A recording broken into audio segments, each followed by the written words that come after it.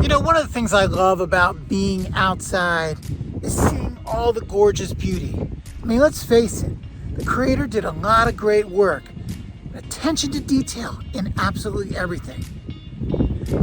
I think you should be doing the same thing in your business. Have an absolute obsession to quality.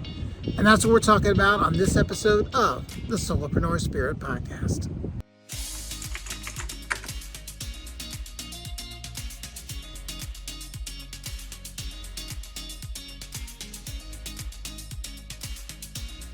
It's incredible beauty, isn't it? And the amazing thing is the attention to detail. Now, just before I recorded this, there was this beautiful black bird. I'm going to have to look up later what it was. I took a picture of it. And you know what? I'll put the picture in there. Look, right there. Yeah, see? What I loved about it, though, is that there was a beautiful shine on the feathers. Just absolute attention to detail.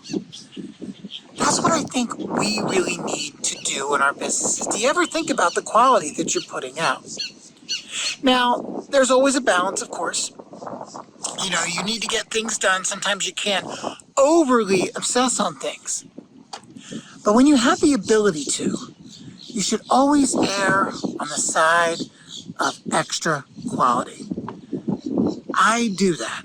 I don't like putting out things that lack in quality. I like the sound to sound good. I like the video to look good. I like the words to be written in the best way that I possibly can. And I think that's important. Now, you're going to hear a lot of coaches and other people tell you, you know, it's just about volume. Get the people on board, get it done, pump it out.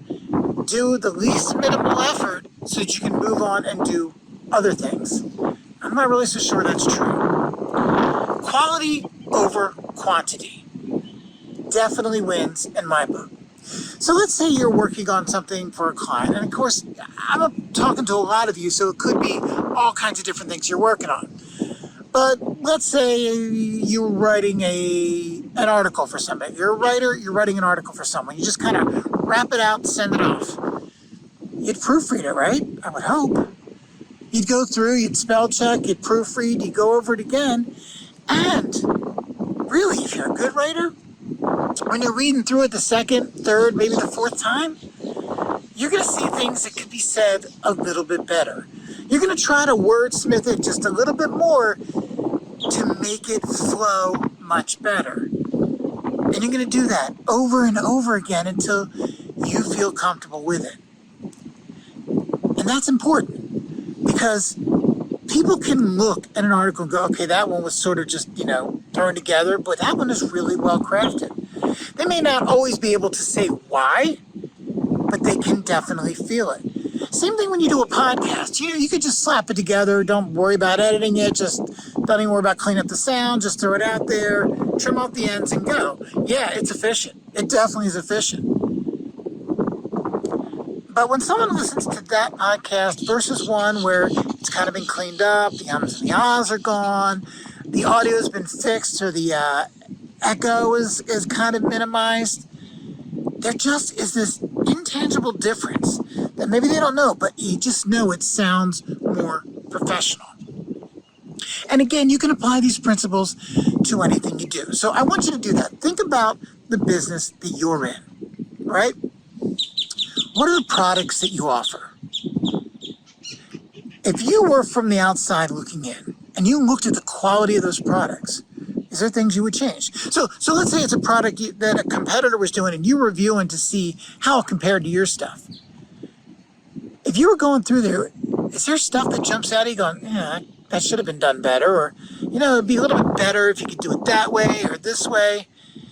The thing is, you can do that with your own content. The stuff that you're putting together, the products you're offering, step outside of yourself and really look at it from a third-party point of view. What would you change if you were doing that? And then figure out, can I change that? Can I make it better? And is it worth it? Now, I mentioned that there has to be a balance. Yes, you can go overboard. I'll be honest, when I'm putting together videos, some of the promo videos I put together, there's a bit of a time crunch, right? I got to get it out for the week. When I first started, I would go through the sources that I use for video clips and stuff and look for the perfect one. Okay, But that can take forever. And it's going to take me forever to get that video done. But likewise, I could take the opposite approach, just go in the very first thing and could sort of match it and throw that in there. But it may not always be the best quality. It really is a balance. So I'll go in, I'll look at the first couple of pages of clips when I feel like things are in the same type that I'm looking for, and then I'll pick the best one of that. I won't go through the 50, 60, 70, 80, 90 pages of clips to find the appropriate one, because if I'm putting in the right search terms, I should be getting the more accurate ones to begin with. So think about that when you're putting together your products. Always err on the side of being more quality. Customers appreciate it. They're prouder of what you're putting out and doing for them. They enjoy what you're putting out better. You look better. Because if it's just junk, then people are like, well, either they aren't aware that they're putting out something bad, or they just don't care. Always strive to put that quality. Have an obsession with getting that quality in the products and services you offer. Hey guys, have a great day.